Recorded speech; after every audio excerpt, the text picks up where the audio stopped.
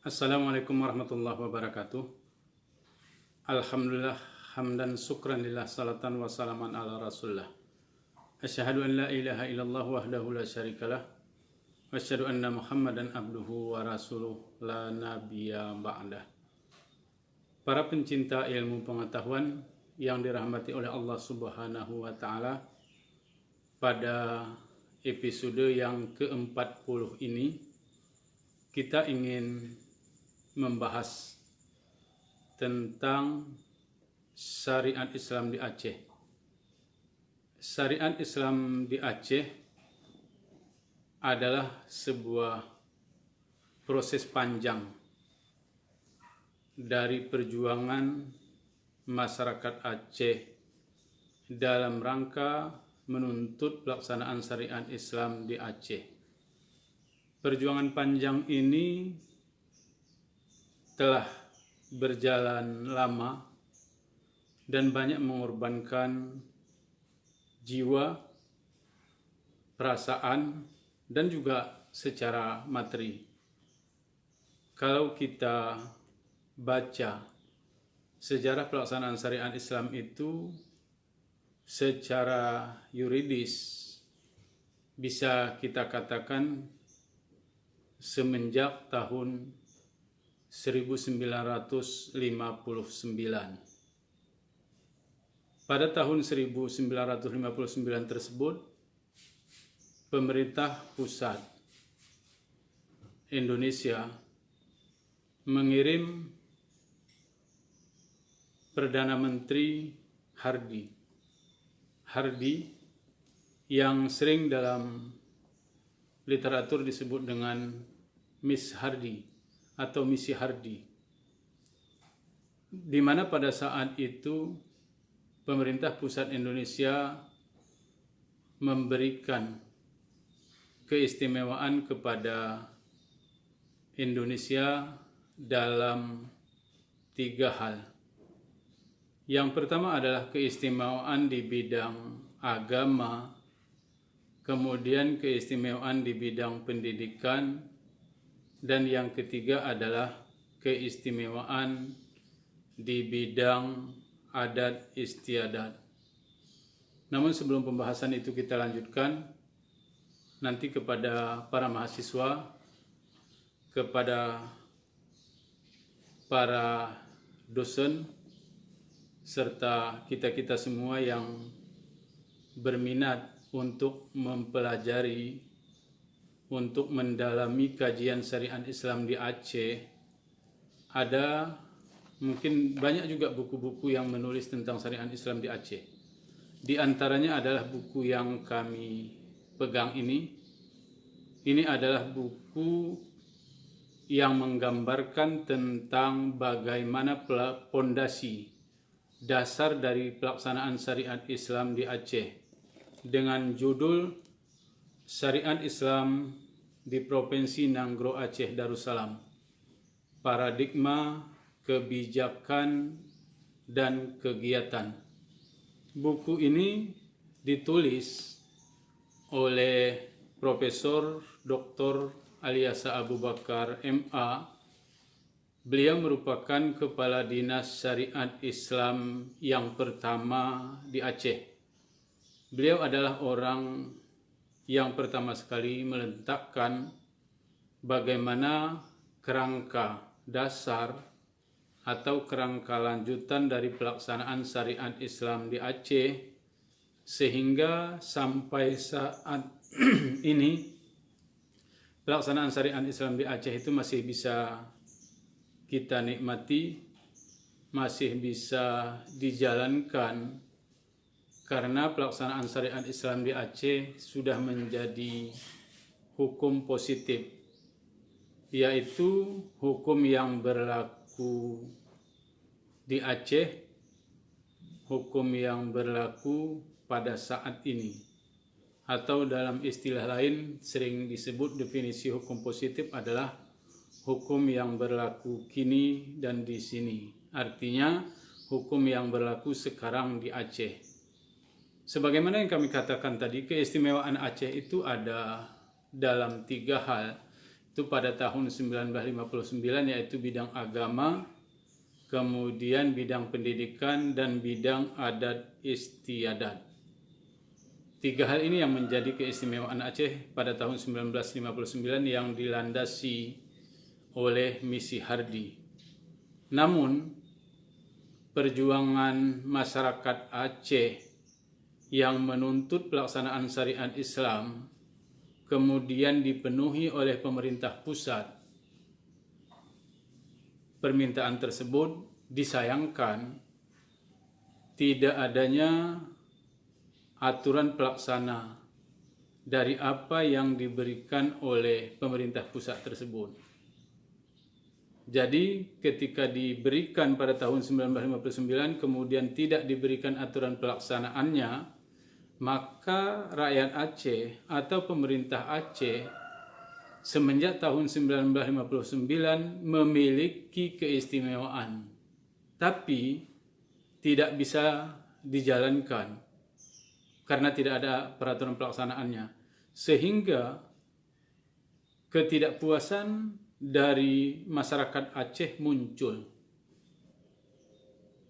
Karena dalam pemahaman masyarakat Aceh, pemerintah pusat tidak serius dalam memenuhi apa yang diminta oleh masyarakat Aceh.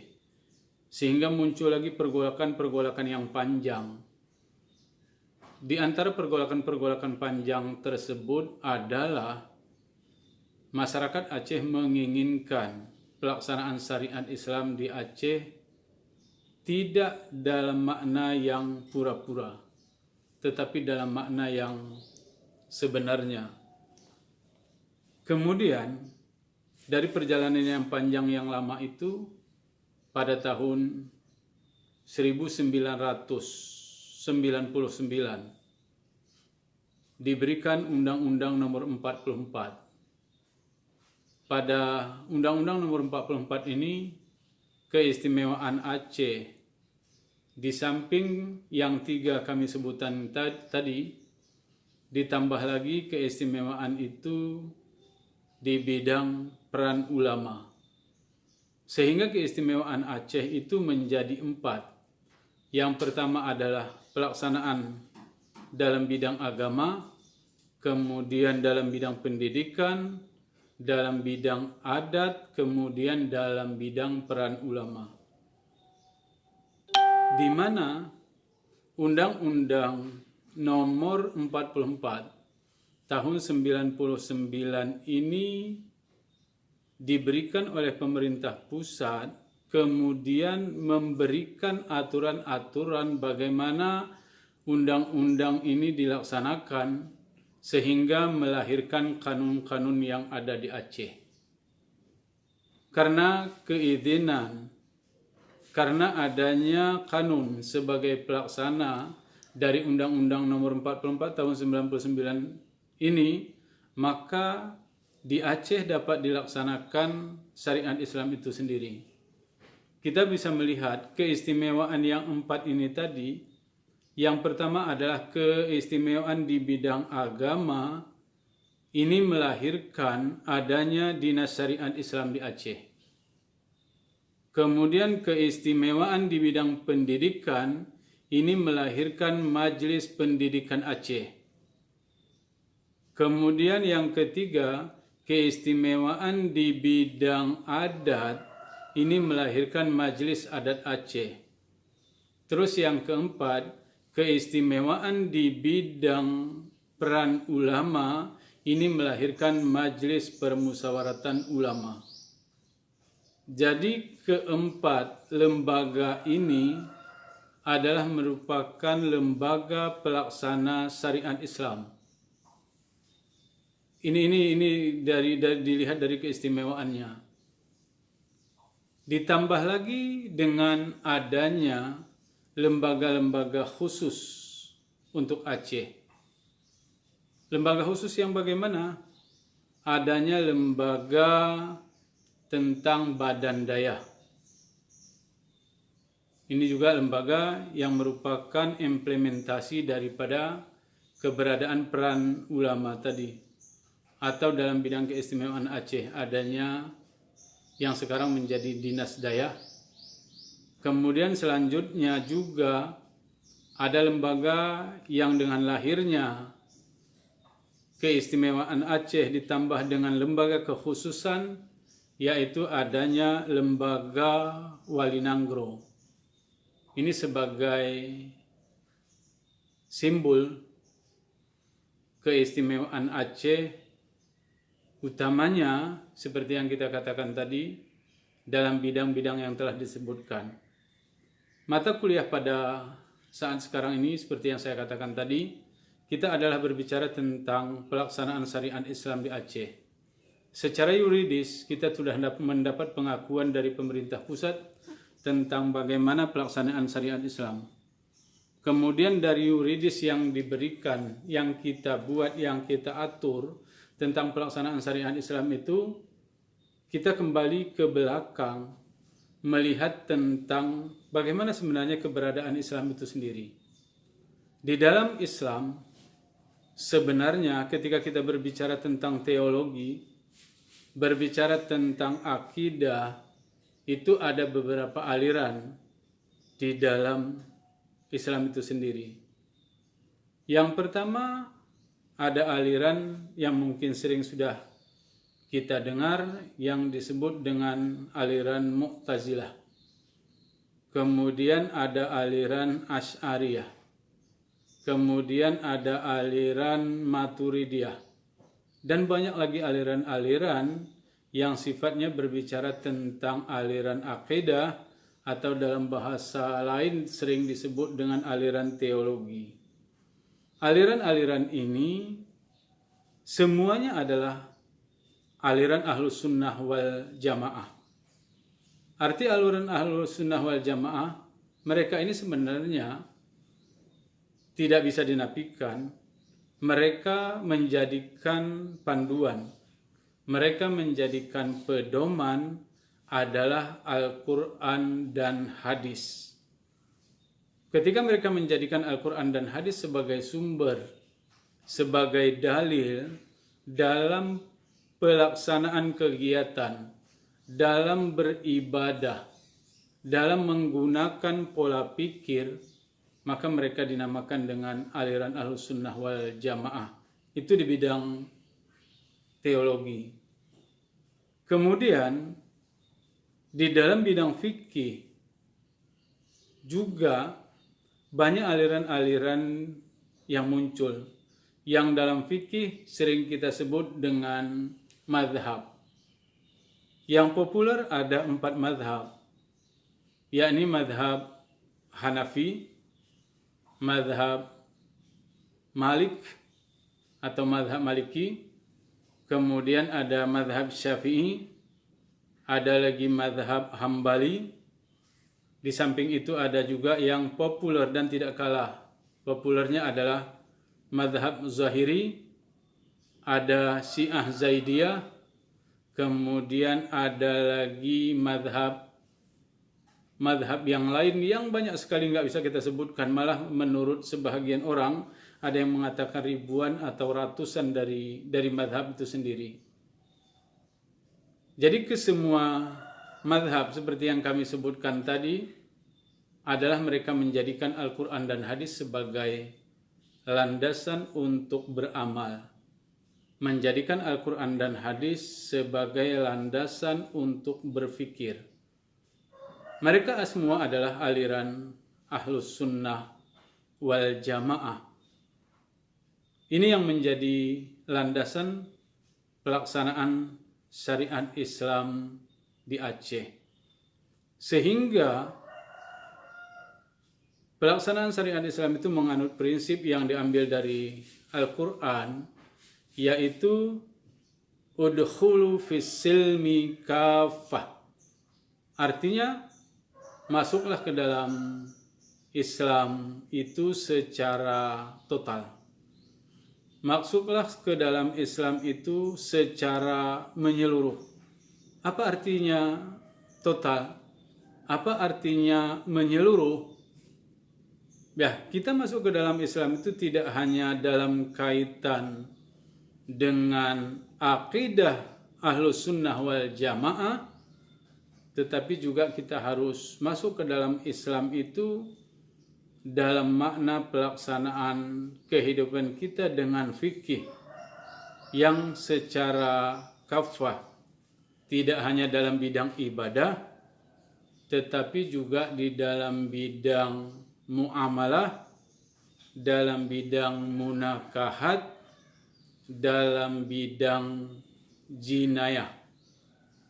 Ditambah lagi dalam bidang peradilan, dalam masyarakat modern sekarang ditambah lagi dalam makna dalam bidang siasah.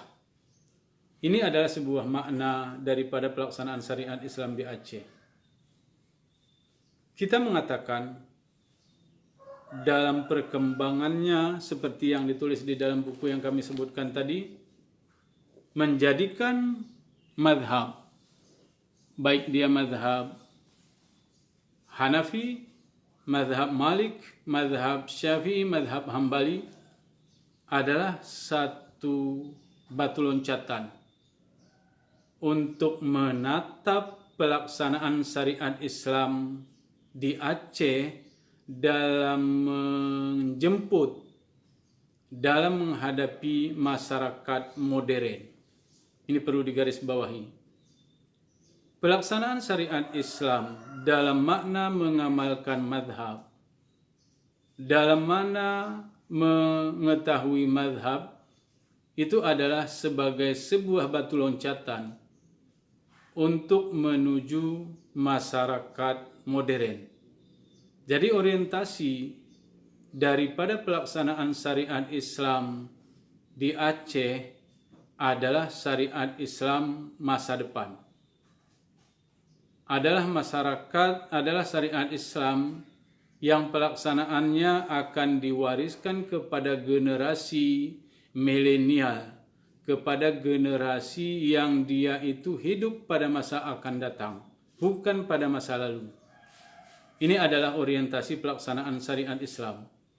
Kenapa bisa kita katakan seperti itu? Karena banyak orang memahami, banyak orang berpikir ketika syariat Islam berlaku di satu daerah, ketika syariat Islam mendapat pengabsahan dari pemerintah, maka sebahagian di antara kita berpikir adalah bagaimana melaksanakan syariat Islam sebagaimana dikerjakan oleh orang-orang masa lalu. Mungkin dari sisi lain kita tidak berani berkata bahwasanya itu adalah sebagai sebuah kesalahan. Tetapi yang mau kita katakan, kita adalah orang yang hidup dalam zaman kita sekarang. Banyak hal-hal yang sifatnya fikih,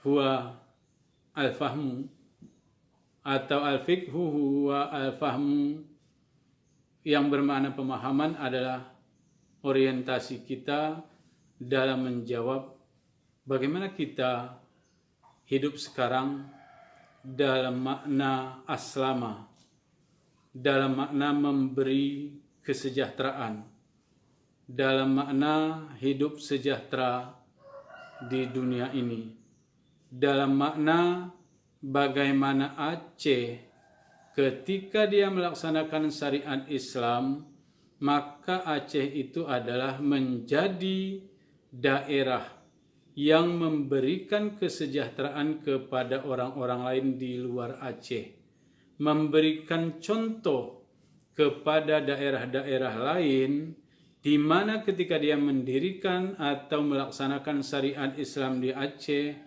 bisa dijadikan sebagai uswah. Itu adalah cermin daripada keagungan Allah, sebagai cermin dalam kehidupan kesejahteraan yang beramal dengan syariat Islam. Para pencinta ilmu pengetahuan yang dirahmati oleh Allah Subhanahu wa Ta'ala, jadi rentang yang panjang perjuangan masyarakat Aceh mulai tahun 1959 sampai tahun 1999. Ini adalah rentang yang panjang perjuangan masyarakat Aceh supaya masyarakat Aceh itu bisa melaksanakan syariat Islam secara kafah. Mereka bercita-cita bahwasanya karena syariat Islam ini adalah syariat Allah, seperti yang kita katakan, kita berharap kehidupan kita menjadi lebih sejahtera. Dalam kehidupan kita berorientasi keberagamaan ke masa depan, bukan orientasi ke belakang. Kenapa? Karena kehidupan yang sebenarnya setiap generasi itu adalah kehidupan masa depan. Bagaimana kaitannya dengan madhab seperti yang kita katakan tadi? Pelaksanaan syariat Islam menjadikan prinsip madhab adalah sebagai sebuah bantu loncatan, sebagai sebuah pondasi dalam menghadapi, dalam menjawab tantangan zaman ke depan, sehingga kehidupan kita menjadi lebih makmur dan lebih sejahtera. Ini merupakan kerangka awal, merupakan pondasi dasar daripada pelaksanaan syariat Islam. Sebagaimana saya katakan tadi, syariat Islam mempunyai keistimewaan seperti yang disebutkan, melahirkan lembaga-lembaga pelaksana syariat Islam yang lembaga tersebut adalah merupakan lembaga khusus di Aceh. Adanya syariat Islam, dinas syariat Islam, adanya dinas dayah, kemudian adanya majelis pendidikan daerah, kemudian adanya majelis pendidikan ulama, adanya wali nanggro. Ini adalah sebuah harapan yang sudah tercapai daripada cita-cita masyarakat Aceh. Karena itu, marilah kita jadikan pelaksanaan syariat Islam itu tidak hanya lagi dalam sebuah cerita. Kenapa saya katakan tidak lagi sebagai sebuah cerita? Karena kita sering mendengar sebuah ungkapan dulu, ini kata-kata, dulu syariat Islam, dulu pelaksanaan syariat Islam di Aceh itu sangat hebat. Tetapi ketika kita tanya, mana buktinya? Ini sulit membuktikannya.